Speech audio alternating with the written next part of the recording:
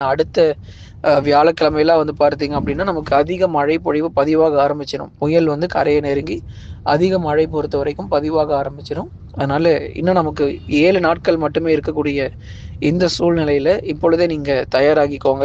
வரக்கூடிய நிகழ்வுகள் பொறுத்தவரைக்கும் அடுத்தடுத்து வலுவானதாக இருக்க போது. இது ஒன்றோட முடியுமா அப்படின்னா கண்டிப்பா கிடையாது. ஏன்னா அடுத்து மறுபடியும் டிசம்பர் முதல் வாரத்துல மீண்டும் இன்னொரு புதிய தாழ்வு பகுதியும் உருவாகுறதுக்கான வாய்ப்பு இருக்கு. அப்ப அடுத்தடுத்து நமக்கு உருவாகி நெறைய இடங்கள்ல மழை பொழிவு வந்து கொடுக்க தான் போகுது. அதனால கொஞ்சம் எச்சரிக்கையாகவே இருக்கணும். தொடர்ந்து சப்போர்ட் பண்ணுங்க. லைக் பண்ணாதவங்க மறக்காம லைக் பண்ணுங்க. புயல் சின்னம் காரணமாக நவம்பர் மாதத்தில் பெய்ய வேண்டிய மழை பொழிவு பதிவாகி, நெறைய மாவட்டங்கள்ல கூடுதல் மழை வந்து பதிவாகும்.